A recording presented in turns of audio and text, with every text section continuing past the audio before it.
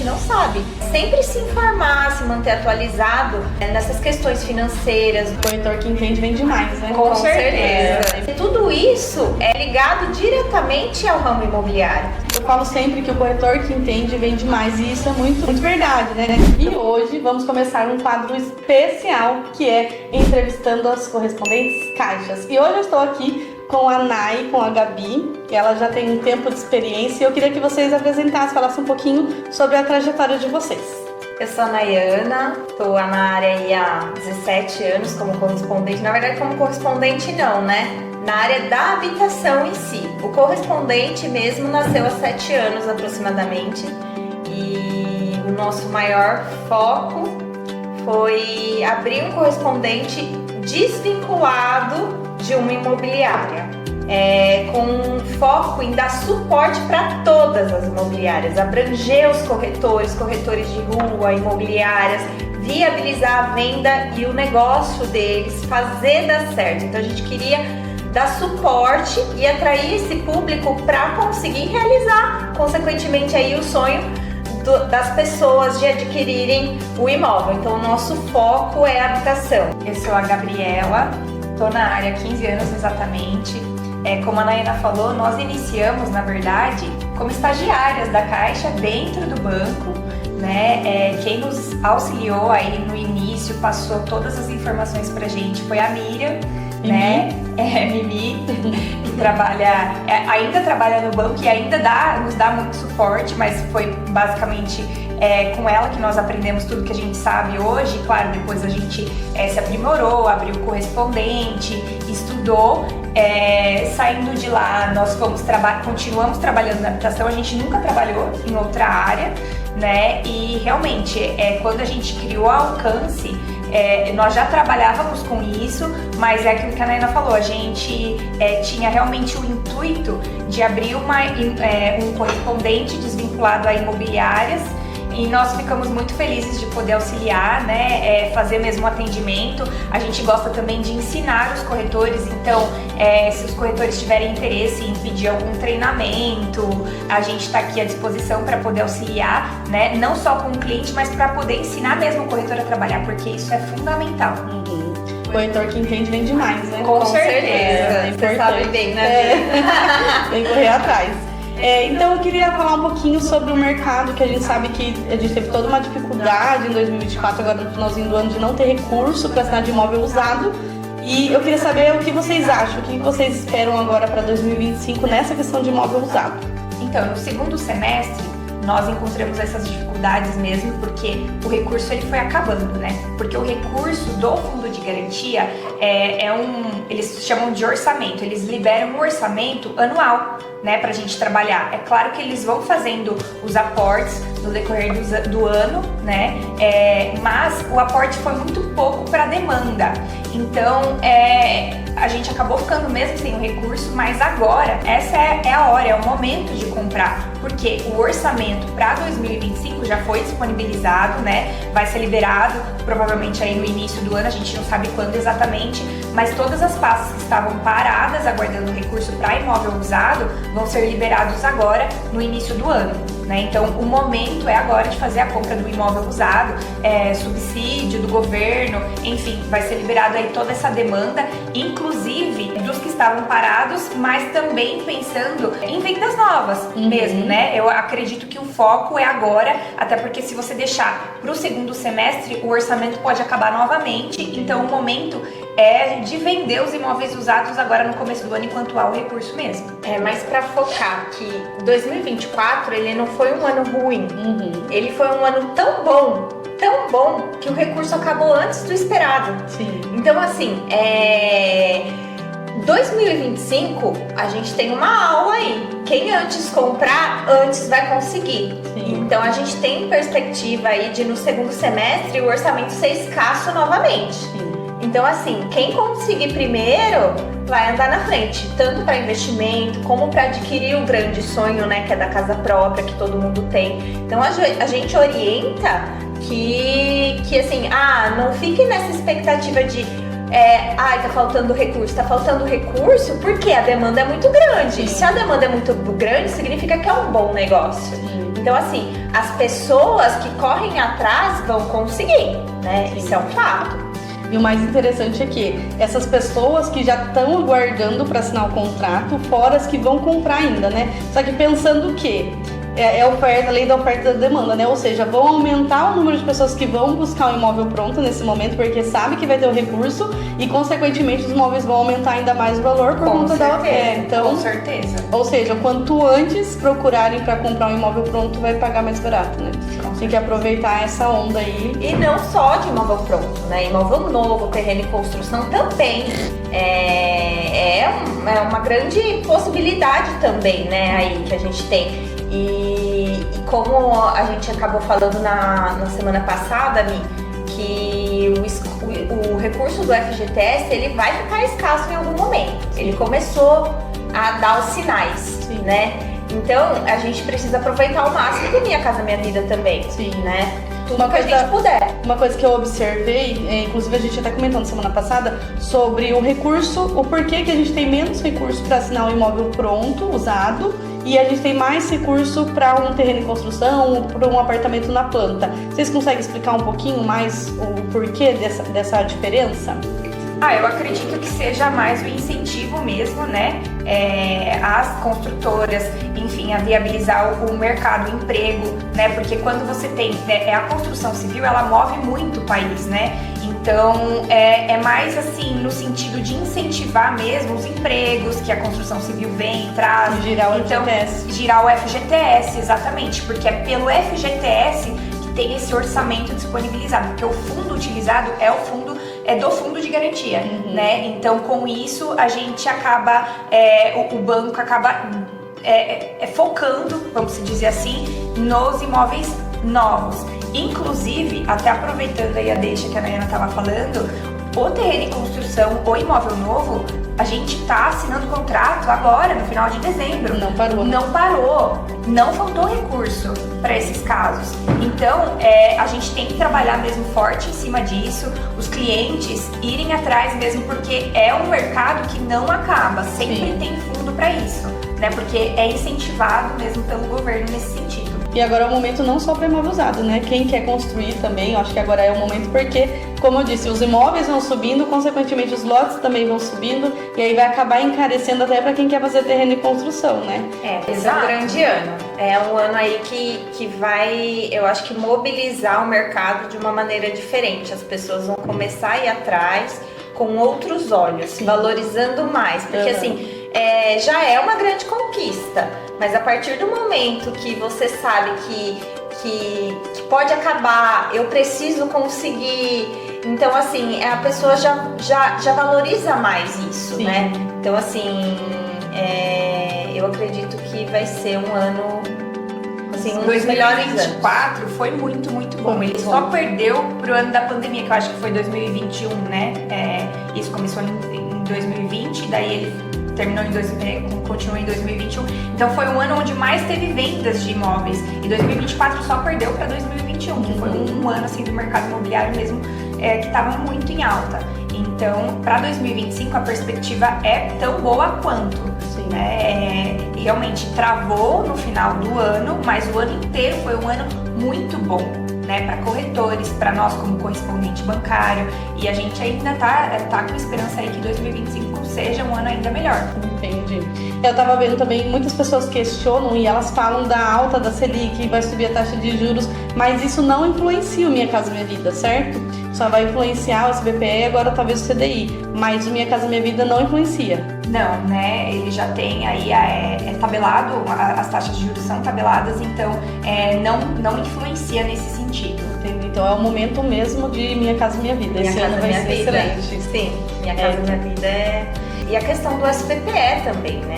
O orçamento já tá contabilizado, então a gente sabe que no primeiro semestre aí, né, vai ter o recurso pra gente finalizar essas pastas. Mas talvez não não dure até o final aproveitar. do ano. Até o final do ano muda. É que o SBPE, ele é já um pouco diferente na questão, não é o orçamento disponibilizado do ano. O SBPE depende do funding, né? Então depende da captação mesmo de recursos para poder ter a liberação. É claro que entra no ano, melhora, né? Mas não tem um orçamento como tem o do Minha Casa Minha Vida pro ano inteiro. Depende sempre do fundo, né? E essa questão de faltar esse recurso, igual aconteceu esse ano, isso já aconteceu outros anos? Como foram em outros anos?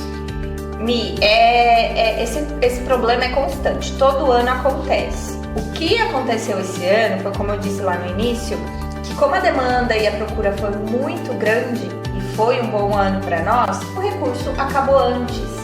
E como acabou antes, muita gente tentando e aí virou um boom, né? Os noticiários e todo mundo que estava na perspectiva de comprar um imóvel para os corretores, para imobiliárias, foi um susto. Sim. Então, assim, muita gente falando, mas acontece todo ano. A diferença foi que acabou antes. O orçamento era o mesmo do ano anterior, só que como a procura foi maior, a demanda foi maior esse ano, o recurso acabou antes. Então, muita gente falando por isso, tá? Eu lembro que no ano passado teve aquela mudança em julho do Minha Casa Minha Vida, que aumentou o teto. E eu lembro que ali também começou a faltar, mas foi um pouco mais tardio, né? Acho que para setembro. É porque assim, né? Na verdade, ainda falando sobre o orçamento.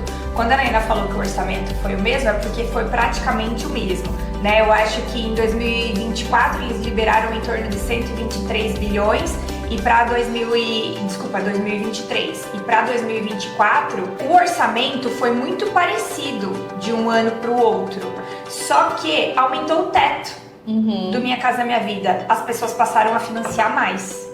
Então, todo mundo correu para fazer. Também no início do ano ainda estava liberando imóvel usado até 80%. Sim. Isso também pega um pouco do orçamento, né? Então, é por isso que no meio do ano eles passaram daí os imóveis usados para 50% no faixa 3. Lembrando que imóvel usado dentro do faixa 2, que são imóveis de até 210, então um apartamento ainda financia com 80%. Então, também focar nesses imóveis aí, né, de até 210 mil, que com certeza a pessoa consegue financiar aí 80% do valor.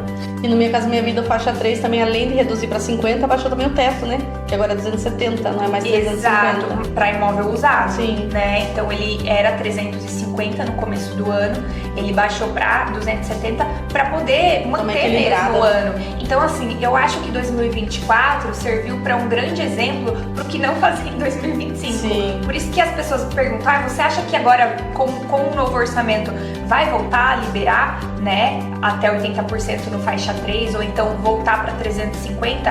Eu acredito que não, porque o orçamento é muito parecido com o do ano passado. Se liberar, vai acontecer a mesma coisa que aconteceu no ano passado, que eu falo em 2024. Vai acontecer a mesma coisa, vai faltar o recurso antes. Então, eu acho que se eles deixam do jeito que tá, que é 270, e no faixa 2 financiando 80% e no faixa 3 financiando 50%, a gente vai conseguir assinar nos imóveis usados muito mais contratos e vai se estender, acredito que até um pouquinho até o final do ano. Não vai acontecer o que aconteceu esse ano de travar muito antes, né?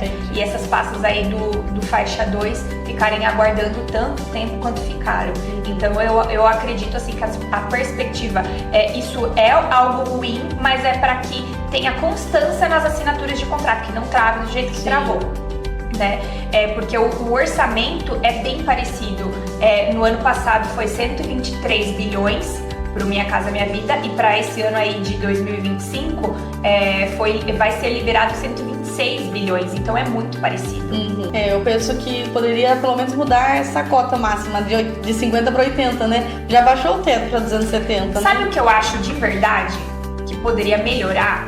A questão do fundo de garantia. A gente teve um problema muito grande que aconteceu, que seria legal a gente falar sobre isso mesmo, não estava na previsão da gente falar, mas da antecipação do FGTS, tá? Se não tivesse a antecipação do FGTS, nós teríamos um orçamento muito maior do FGTS, porque não é normal assim os anos irem passando e o orçamento ser muito parecido, gente. Sim. O valor do imóvel ele sobe, ele precisa de um orçamento maior. Então, de 123 para 126 é muito pouco diferença de um ano para outro, né? A gente precisa cada vez mais ter mais orçamento. E por que aconteceu isso? Porque a antecipação do FGTS, eu não falo nem pelo saque aniversário, tá? Porque o saque aniversário tá lá para entrar no mês do aniversário, né? Dos empregados. Mas o que aconteceu com a antecipação? A antecipação, ele tá antecipando os seus saque aniversários futuros. Então é um empréstimo, eles não falam sobre isso, mas na verdade é um empréstimo onde os bancos, eles colocam como alienação, que é a garantia, o seu próprio fundo de garantia. Então, no momento em que você precisa, você não consegue comprar casa própria. No momento de calamidade, você não consegue, porque para doenças graves você também pode utilizar o FGTS. Deixou de ser um fundo de garantia, Deixou de ser um fundo de garantia. Virou um empréstimo. O dinheiro, ele tá todo com os bancos. Porque ele fica como garantia, ele fica preso para os bancos. E as pessoas, muita gente não sabe. Ela faz entendendo que ela está recebendo antecipadamente o fundo de garantia e não entende que é um empréstimo, né? Então, assim, eu ouvi a história lá que o Murilo comentou até do... Murilo Arjona. De um cara que ele tinha mais de 100 mil de fundo de garantia.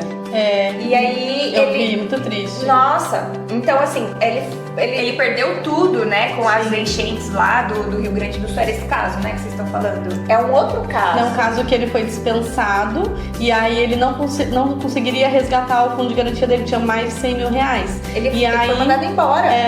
E aí ele não tinha essa garantia. E aí ele ligou na Caixa, né, a Henriqueta estava até falando, que ele falou assim, eu estou pensando em me matar porque eu não tenho recurso para cuidar da minha família, eu não tenho dinheiro nem para pagar um aluguel. Ou seja, toda a garantia que ele tinha, que ele poderia se estabilizar, ele não tinha. Por quê? Porque ele fez a antecipação. E muitas vezes gasta com o quê? Com besteira. E na verdade, eu acho que o mais triste é a pessoa não saber o que está acontecendo, porque eles fazem sem saber que é um empréstimo. Porque o pessoal, eles divulgam, né? Antecipe o seu FGTS. As pessoas vão nessa ilusão de que está realmente antecipando. E não entendem que eles estão deixando boa parte pro banco porque é de juros, né? E eles estão até fazendo um estudo, né? Que precisa parar com essa antecipação, porque se continua, pode ser até o fim do Minha Casa Minha Vida. Imagine se é o fim do Minha Casa Minha Vida. Então é muito sério isso, é um tema que precisa ser abordado mesmo, né? Pra gente lutar aí pelo fim mesmo da antecipação, né? Porque acaba prejudicando não só a área da habitação, a gente tá falando sobre muitas áreas, né? Foi bom durante um período também, que a gente entende que por conta da pandemia, querendo ou não, ele reaqueceu a economia, né? Porque muitas pessoas estavam sem dinheiro naquela época, fizeram esse empréstimo da FGTS e foi, né, mantendo a economia do país. Mas já deu, né? A época da pandemia já foi, acho que a partir de agora já não deveria mais ter.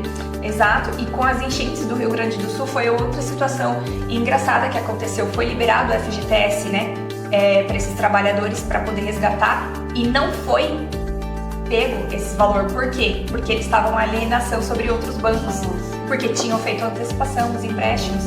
Então, gente, o fundo de garantia, o próprio nome já diz, né? Ele tem um intuito com isso, é um fundo de garantia. E eu acho que está se perdendo aí, né? Eu vi também um estudo falando que o FGTS ele não é só direcionado para o programa Minha Casa Minha Vida, mas também para uma questão de infraestrutura, né? Isso, saneamento básico, né?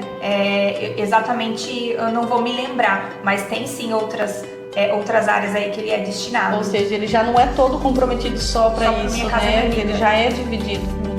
Mas legal. E é importante também, né, os corretores de imóveis aí, tanto os iniciantes quanto quem já trabalha na área há algum tempo e já tem expertise, sempre se informar, se manter atualizado nessas questões financeiras, do mercado em si, né, da economia, porque tudo isso é ligado diretamente ao ramo imobiliário, né, tudo isso influencia, então é muito importante, né, Mi?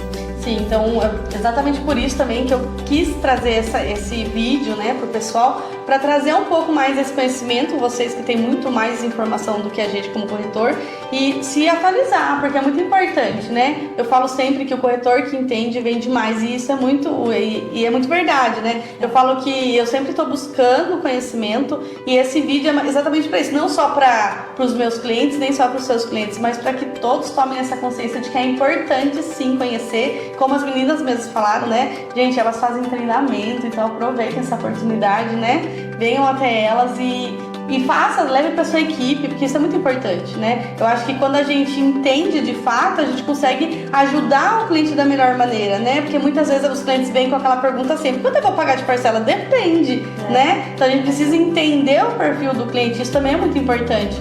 E também ver essas condições, né? De teto que diminuiu, de cota máxima, e enfim. Então eu acho que isso é muito válido. São muitas mudanças, né? Em 2024 mesmo, nossa, teve tantas mudanças. E se a gente não se atualiza, a gente fica para trás. Fica pra trás. Então, assim, corretor fica para trás se não tá atualizado, isso é fato. Põe casaco, tira casaco, põe casaco. Esse ano foi mesmo. Mas é isso, gente. Queria mais trazer essas informações para todo mundo sobre o mercado. Espero trazer outros vídeos, se as meninas aceitarem, e trazer esse conhecimento mesmo para todo mundo. A gente agradece. Obrigada pela oportunidade. Acho que esse vídeo aí seja uma luz para todo mundo em 2025, para realizar os sonhos aí de cada um. E nós nos colocamos à disposição para você, corretor, imobiliária, né, que quiser vir bater um papo, conversar com a gente, poder entender do assunto, do mercado, aprender a fazer simulação. A simulação é tão importante, fazer uma boa simulação, uma simulação correta, né? Isso ajuda muito a fechar o seu negócio, então a gente fica à disposição para o que vocês precisarem.